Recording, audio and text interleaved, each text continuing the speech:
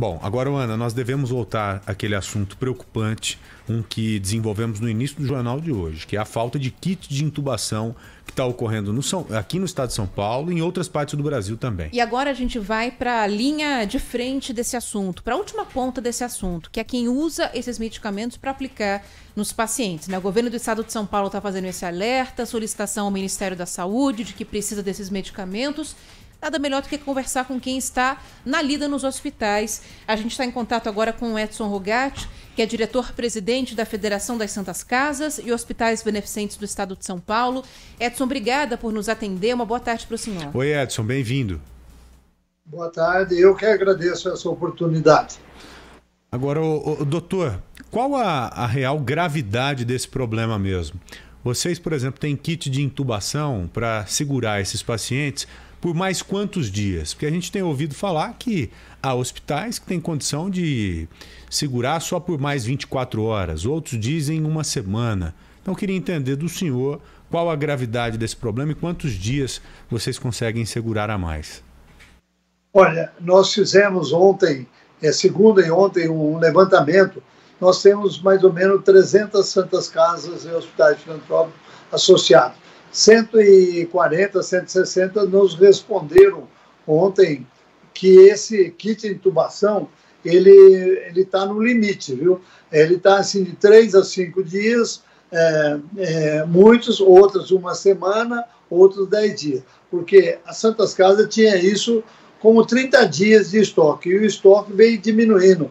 30, 20, 10, agora passou por uma semana, tem algumas de 3 a 5 dias já, então é muito crítico, mas nós já estamos alertando, tanto o governo do estado como o governo federal, já estamos desde 15, 20 dias atrás, essa falta, e é muito preocupante, porque são os sedativos e os neuromusculares, são o que mantém o paciente, tanto para entubar o paciente ou como manter ele sedado na UTI. Então, a nossa preocupação é grande. Então, eu acredito que em muitas santas casas, posso dar até exemplo para vocês aí, que estão aí de 3 a 5 dias. Por favor, pode dar os exemplos. Quais são?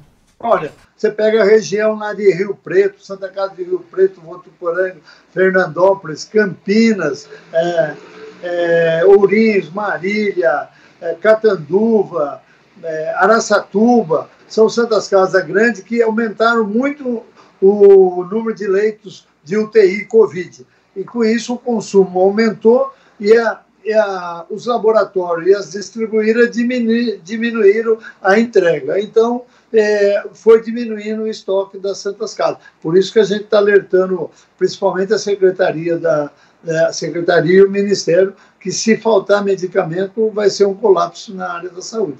Capital Paulista ou região da Grande São Paulo, o senhor falou da região de Campinas, mas Grande São Paulo, capital, tem alguma Santa Casa, algum desses hospitais também em situação mais crítica? E além disso, algum que já está deixando de receber novos pacientes porque não dá mais conta, com medo de que falte esse kit de intubação? Não, a gente está com uma dificuldade em São Carlos, mas o governo do estado fez uma aquisição de medicamentos e encaminhou para a Santa Casa de São Carlos. Aqui no município de São Paulo e nas adjacências é mais difícil porque os hospitais são públicos, tanto municipais como estaduais. As Santas Casas, elas atendem mais de 50% do SUS no interior do estado de São Paulo. Doutor, qual a recomendação daqui para frente? Porque há uma possibilidade real desses kits não chegarem nesse prazo aí, de 3 a 5 dias. Qual a recomendação? Se utilizar outros medicamentos, porque há algumas alternativas. Não seria o ideal, mas é o que tem para hoje, né? Já há essa recomendação, olha, se daqui 5 dias os kits não chegarem, vocês vão utilizar tais medicamentos como alternativa. Já há essa recomendação, esse planejamento? O secretário estadual de saúde ele tem feito essa recomendação, mas as Santas Casas já utilizam, às vezes, eles utilizam o que tem, porque Você não tem como manter um paciente entubado se ele não for sedado, porque senão você vai ter que amarrar o paciente, vai ter que... Não tem jeito, e são muitos, você vê, essas santas casas que eu citei, tem umas que tem 30 leitos, outra tem 40, outra tem 20, outra tem... Então, tem que ter esses medicamentos, não tem jeito. O governo, nós já estamos com 2 listas de compra, a Secretaria Estadual de Saúde está com uma já fechando hoje, e a CMB, que é a Confederação das Misericórdias em Brasília, está também com uma importação, já com uma lista, e nós estamos com 140 santas casas lá nessa lista para aquisição, já foi de uma importação através de uma empresa que a gente está fazendo. Mas a nossa preocupação é que esses medicamentos demorem 10, 15, 20 dias para chegar nas santas casas. Então, aí, por isso que a gente está conversando, e hoje nós temos uma reunião com a Secretaria Estadual de Saúde para que a gente possa fornecer a esses hospitais que estão com estoque mínimo, fornecer medicamentos para não deixar faltar, para não acontecer morte, nada, como aconteceu lá em Manaus com a falta de oxigênio. Então, a gente está deixando avisado toda a secretaria para a gente abastecer, principalmente esses hospitais que estão 2 dias, 3 dias, e não deixar faltar medicamento em nenhum hospital.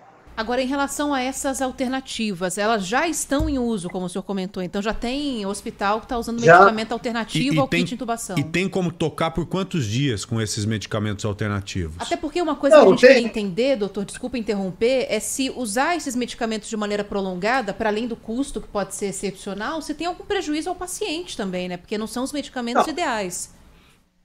Olha, os custos já estão altos. Já isso aí, a nossa preocupação é a falta do medicamento. O que não pode existir é a falta de medicamento. Nem que for alternativo, tem que ter o medicamento, porque se não houver, nessa fase agora aguda da pandemia, eu vi vocês falando aí de 86,4% de internação, mas tem UTI que está com 90%, 100% de utilização. Eles fazem uma média, mas cada dia... depende da hora que você faz, aí você tem, mas tem UTI que está com 100% aí de utilização. Então, a gente tem a preocupação é faltar esses medicamentos, porque se faltar esses medicamentos, vai ter muitas mortes. Isso eu tenho certeza. Então, a preocupação não deixar.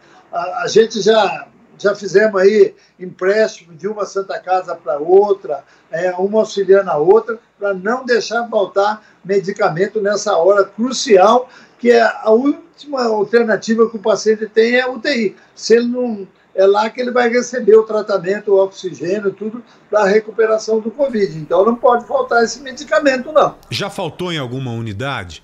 Porque o senhor está dizendo que uma tem que socorrer a outra, e às vezes não dá tempo, né, de você levar. Não, já houve empréstimo de uma para outra, a gente já sabe que houve, mas não faltou. A gente está trabalhando em todos os setores, tanto aqui em São Paulo, porque isso aí é no Brasil todo. Eu tenho conversado com o Paraná, Rio Grande do Sul, eles estão na mesma coisa que a gente. O aumento foi muito a procura de leito Covid, de UTI, então a demanda. E uma coisa que está acontecendo agora, que como os idosos estão tomando a vacina, está morrendo muito o pessoal mais jovem, de 28 a 40 e poucos anos. Então, são pessoal mais resistentes que ficam mais na UTI e utilizam mais esses sedativos e esses bloqueadores. Então, a preocupação nossa é essa, no momento não deixar faltar medicamento. A gente está conversando, estamos monitorando isso 24 horas para não faltar esse medicamento, não deixar ninguém morrer em um UTI por falta de medicamento. Agora, só reforçar uma pergunta que o Joel fez, para a gente entender aqui, por quanto tempo dá para manter esses pacientes com medicamentos alternativos? Isso que a gente queria entender também, doutor. Não, olha, esses medicamentos, você não pode fugir. Eu não sou médico, sou um administrador hospitalar, mas a gente acha que algum alternativo é algum medicamento ou genérico, ou algum que faça a mesma função, tem que fazer a função dos sedativos e dos bloqueadores, porque se ele não fizer essas funções aí também, não vai adiantar nada, não. Agora, uma outra coisa, o que está pesando mais nesses últimos meses? É o custo dos medicamentos que estão no mercado ou é a escassez dos medicamentos que estão no mercado, Edson? Boa pergunta. É a escassez. O custo está sendo muito elevado, mas não tem importância, tem que comprar, depois a gente vê o prejuízo. A preocupação nossa é a escassez desses medicamentos. Essa daí é a maior preocupação, é não faltar esses medicamentos nessa hora crucial para os pacientes que estão internados, principalmente na UTI de Covid. Porque a gente já teve relato de alguns médicos de hospitais que deixaram de comprar alguns medicamentos porque não estão dando conta do custo. Então, estão partindo para outra, estão buscando alternativas. Isso tem acontecido nas Santas Casas também ou o que é exigido vocês estão pagando? Não, olha, a gente inclusive denunciou tudo isso aí. Inclusive houve uma multa grande aí, 60 empresas, ou 67 empresas aí, do preço exorbitante que algumas distribuidoras estavam fazendo. O governo foi lá e multou, mas a gente está comprando. Mesmo que seja um preço mais alto, a gente vai comprar, porque não podemos deixar faltar esse, que a gente pode até diminuir o leito de UTI, mas faltar medicamento a gente não pode deixar, senão o paciente vai morrer, né? No UTI aí é muito pior. É claro. O senhor tem algum planejamento já para adquirir os medicamentos alternativos e não os medicamentos... Já estão comprando, várias Santas Casas que eu tenho conversado, estão comprando os alternativos, estão comprando... Agora, é que os laboratórios, os laboratórios estão atrasando a entrega desses pedidos que foi feito. Tem muitas Santas Casas. Conversei com a Santa Casa de Limeira, ele fez uma compra planejada para o ano de 2021. O que está acontecendo? Agora estão atrasando o laboratório que ele comprou para o ano todo, 2021, está atrasando a entrega. Então vai diminuindo o estoque. Essa é a preocupação. Edson, muito obrigado, viu, pela entrevista. Um grande abraço, sorte para a gente aí. Obrigada, Edson. Não, eu acho que a imprensa ela é muito importante nesse momento, porque para a gente, depois, o governo não alegar que não foi avisado. Então, a gente fez esse alerta e a gente espera que seja tomada medidas urgentes por parte do governo estadual e governo federal para não faltar esses medicamentos. É um alerta justo e é nosso dever aqui, é claro, expor esse problema gravíssimo que está ocorrendo no Brasil inteiro. Grande abraço, Edson. Eu que agradeço. Obrigada.